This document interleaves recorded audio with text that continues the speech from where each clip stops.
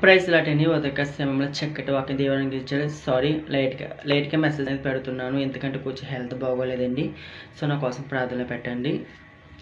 ఆది కాండము 4వ అధ్యాయము 5వ వచనం. కయ్యను అతను అర్పణ ఆయనను లక్ష్య పెట్టలేదు, కాబట్టి కయ్యనుకు మిక్కిలి కోపం వచ్చి అతడు తన ముఖము చిన్నబుచ్చుకొనగా, యెహోవా కయ్యనుతో నీకు కోపమేలా, ముఖమును చిన్నబుచ్చుకున ఉన్నవేమి? నీవు సత్క్రియ చేసిన ఎడలా తల ఎత్తుకునవా? సత్క్రియ చేసిన ఎడలా వాకిట పాపము పొంచి ఉండెను, నీ ఎడల దానికి వాచ్చ కలుగును, నీవు దానిని ఏలెదు అనెను. చూడండి, కయ్యను మరి చిన్నబోచుకుని ముఖాన్ని చిన్నబోచుకున్నారు. దేవుడు అంటున్నారు, ఎందుకు ముఖాన్ని నువ్వు అలా పెట్టుకుని ఉన్నావు?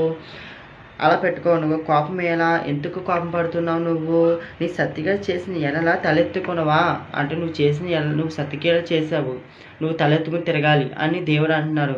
నువ్వు పాపం పోచి ఉన్నావు,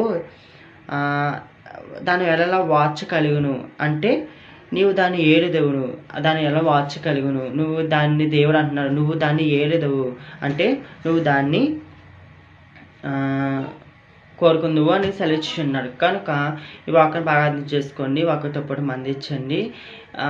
అర్థాన్ని వివరించలేకపోయిన కాటికి నేను చెప్పేది ఏమన్నా తప్పుంటే క్షమించండి. ఈ చిన్న వాక్య దేవుడు దీవించుగాక. ఆమె అందరికీ ప్రైజ్ లార్డ్.